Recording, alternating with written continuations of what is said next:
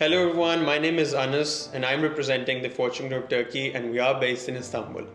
आज की हमारी इस वीडियो का ये मकसद है कि हम ये जानना चाहते हैं, जो एक सवाल इन्वेस्टर्स हमसे बार बार पूछते हैं, रिपीटेडली यही क्वेश्चन आता है कि टर्की के अंदर इन्वेस्टमेंट करना तो बहुत आसान है, इन्वेस्टमेंट का जो प्रोसेस है वो बहुत स्मूथ हो चुका है, लेकिन टर्की में जब आप एक एग्जिट स्ट्रैटेजी जानते हैं, जब आपको वहाँ से एग्जिट करना है, तो क्या ऐसी एग्जिट स्ट्रैटेजी है या क्या एग्जिट स्ट्रैटेजी होनी चाहिए जो कि कल को इन्वेस्टर्स के लिए प्रॉफिटेबल हो।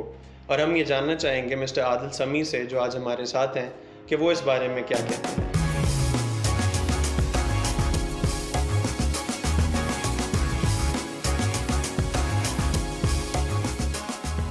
अस्सलाम वालेकुम सर, क्या हाल है? बहुत बहुत रमज़ान मुबारक आपको। आपको भी बिल्कुल ठीक ठाक। आप कैसे हैं? बिल्कुल ठीक, अल्लाह का शुक्र है, अल्हम्दुलिल्लाह बिल्कुल बेहतरीन। तो क्या सवाल है आज का, क्या बात करने वाले हैं? सर हमारा यही सवाल है कि हमसे इन्वेस्टर्स बहुत ज़्यादा ये पूछते हैं, डिस्कस करते हैं, वो चाहते हैं कि उनको पता हो कि हम इन्वेस्ट तो कर रहे हैं, अपॉर्चुनिटीज़ बहुत हैं and it is simple now, लेकिन जब वो एक एग्जिट स्ट्रैटेजी देखते हैं इस्तांबुल से, टर्की से, तो क्या ऐसी चीज़ें हैं जिन्हें हमें जहन में रखना चाहिए जो कि कल को इन्वेस्टर्स के लिए फ़ायदेमंद साबित हो?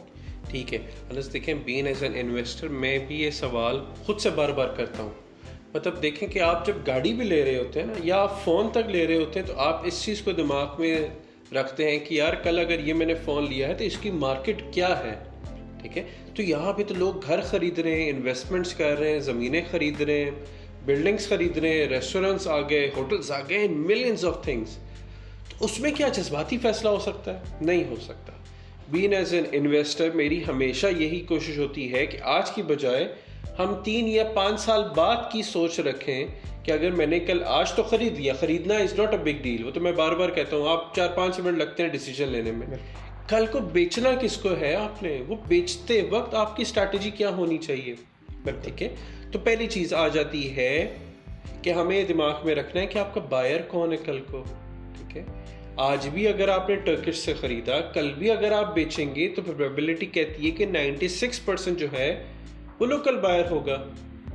दैट मीन्स कि आपको उस चीज़ पे ध्यान रखना है या उस चीज़ की बाइंग करनी आज, जो कल वही बायर जो है ख़रीद भी ले आपसे। बिल्कुल ठीक, मेक सेंस ना? बिल्कुल ठीक है। ठीक है कि अगर आज आप एक बहुत बड़ा यूनिट खरीद लेते हैं, हो सकता है 3 कमरों का, 4 कमरों का, 5 कमरों का, कल को आप बेचेंगे किसको उसको? हाँ, अगर रेजिडेंशियल पॉइंट ऑफ व्यू से हम देखा जाए तो that's a totally different thing, और उसके ऊपर हम अभी बात कर भी नहीं, हम प्योर एक इन्वेस्टमेंट पर्पस से बात कर रहे हैं कि वो बंदा या वो ऑर्गेनाइजेशंस जो आज इन्वेस्टमेंट करना चाहती हैं और इस इन्वेस्टमेंट के ऊपर अच्छा कैपिटल गेन लेना चाहती है और एक्स पीरियड के बाद वो बेचना चाहते हैं, तो आई बिलीव कि छोटे से छोटे यूनिट के ऊपर जाना चाहिए। तो आप समझते हैं कि अगर इन्वेस्टमेंट पॉइंट ऑफ व्यू से देखें तो what would be the optimum size? मेरे हिसाब से सबसे छोटा unit, studio, 1 bedroom, maximum 2 bedroom, उससे ऊपर जाना ही नहीं चाहिए। राइट, ठीक है, क्योंकि सबसे छोटा यूनिट होगा, स्टूडियो होगा, वो बिक जाएगा, 1 बेडरूम होगा, बिक जाएगा, 2 बेडरूम होगा, बिक जाएगा, क्योंकि बायर मौजूद है मार्केट में। 3 कमरों से ऊपर जाते हुए आई डाउट, बिक तो वो भी जाएगा, मगर हो सकता है उसको बेचते हुए 2 महीने, 4 महीने, 6 महीने लग जाए। बिल्कुल ठीक है। ठीक है, क्योंकि 2017 के बाद इस्तांबुल में स्टूडियो यूनिट्स बनाने की इजाज़त ही नहीं है, परमिशन ही नहीं है। तो अगर तो आप स्टूडियोज ख़रीद लेते हैं, ठीक है, तो वो बेचना it's a piece of cake, आसानी से बिक जाएगा, और कल को आपका जो बायर होगा वो लोकल टर्क होगा और वो आसानी से आपसे ख़रीद भी लेगा। बिल्कुल ठीक है। साइज़ पे तो हमने बात की, तो आप क्या समझते हैं कि साइज़ के अलावा क्या हमारा एरिया जो है इन्वेस्टमेंट का, क्या वो मैटर करता है? 100%। देखें, अगर आप एक एरिया में जाते हैं जहाँ पर आपको 90% या 80% लोकल्स मिलते हैं, तो कल को चांसेस हैं कि वहाँ पे अगला अपार्टमेंट आपका ख़रीदने वाला भी लोकल होगा। ठीक है, मतलब आप इस चीज़ से देखें, आप जिस मुल्क में भी मौजूद हैं, आप अपनी ही जियोग्राफिकल या अपना ही कल्चरल यहाँ पर लेकर आए। ठीक है, क्योंकि फैमिली सिस्टम है ना सारा। हो सकता है कि वो जो आपसे घर जो ख़रीद रहा हो बंदा, उसके पेरेंट्स उसी विसिनिटी में रहते हों, उसी कॉलोनी में रहते हों, उसी अपार्टमेंट्स में आगे पीछे कहीं रहते हों। ठीक है, या उसके भाई बहन रहते हों। ठीक है, या उसके कोई कज़न्स रहते हों। उस तरह की चीज़ें, फैमिली सिस्टम को अगर हम देखते हुए देखें तो आई बिलीव जहाँ पे लोकल्स की पॉपुलेशन ज़्यादा है या वहाँ पे वो ज़्यादा मौजूद हैं, तो कल को बेचना भी आसान है। ऑन द ऑपोजिट हैंड या ऑन द अदर हैंड वो एरियाज जहाँ पे आपको फॉरेनर ज़्यादा मिलते हैं, तो देखें कि जहाँ पे फॉरेनर ज़्यादा हैं तो कल को प्रोबेबिलिटी आपकी लोकल से फिर कम हो जाती है और फॉरेनर की तरफ ज़्यादा चली जाती है। जहाँ पे फॉरेनर की तरफ ज़्यादा चली जाती है तो उसके पास फिर ऑप्शंस बहुत सारे आ जाते हैं।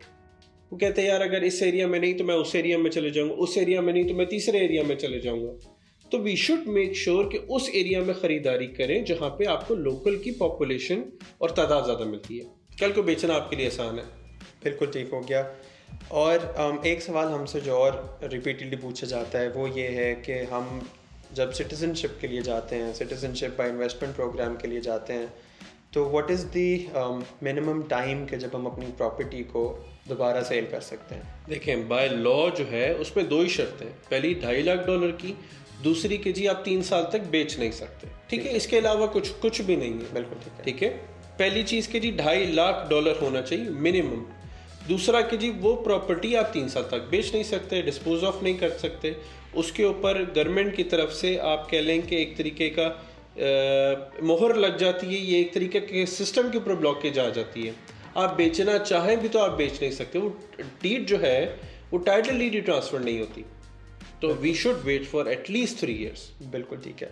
और क्या आप समझते हैं कि जब हमारे 3 साल गुजर जाते हैं तो क्या 3 साल बाद प्रॉपर्टी बेचना एक अच्छा फ़ायदेमंद होगा, प्रॉफिटेबल होगा, कंसिडरिंग कि हमारा जो कैपिटल गेन टैक्स है या जो टैक्सेस इन्वॉल्व है, इस बारे में आप क्या कहना चाहेंगे? देखें यहाँ पे capital gain tax 25% and above हो सकता है। ठीक है, मैं बार बार इस चीज़ पे एम्फेसाइज करता हूँ कि 3 साल बाद आपका कैपिटल गेन टैक्स वाला मीटर शुरू हो जाता है। 3 to 5 years, ठीक है, इन बिटवीन दैट 2 साल में आपका CGT आपके ऊपर लग जाएगा। जहाँ पर आपने 3 साल प्रॉपर्टी को रिटेन किया वहाँ पर 2 साल और रिटेन कर लें, 5 साल मुकम्मल होते अगर आप बेचते हैं तो कैपिटल गेन टैक्स बहुत हद तक कम आ जाता है या सिफर हो जाता है। तो क्या है कि वो आप ही के लिए फ़ायदा है। जहाँ पर आपने 3 साल प्रॉपर्टी को रिटेन किया, 2 साल और रिटेन कर लें, ना डिस्पोज ऑफ करें। 5 साल जैसे आपके होते हैं उसके बाद आप करें तो आपके लिए फ़ायदा ही फ़ायदा है। और इन्वेस्टमेंट पर्पस के लिए आई बिलीव प्रॉपर्टी को मिनिमम आपको जो है ना मिनिमम 5 साल देना चाहिए। ठीक है, हम अमोर्टाइजेशन की भी अगर बात करते हैं तो अमोर्टाइजेशन, अच्छी अमोर्टाइजेशन जो है वो 10 से 15 साल के इन बिटवीन होती है। ठीक है, पूरी दुनिया भर का यही रूल है और लॉ है जो किताबों में भी है और आप रियल वर्ल्ड में जाएं तो भी वहाँ पे भी आपको वही मिलता है। जो आपको कहता है कि जी 5 साल में हो जाती है, 3 साल में हो जाती है, सब झूठ बोलते हैं। हाँ, एक अनयूजुअल सिचुएशन हो दैट्स अ डिफरेंट थिंग, मगर अगर मार्केट नॉर्मली चल रही है तो वो अमोर्टाइजेशन आपका 10, 12, 15 साल के इन बिटवीन आता है। अगर आप 3 साल बाद में बेचेंगे तो आप वो CGT properly enjoy, capital gain sorry, आप इंजॉय नहीं कर सकते।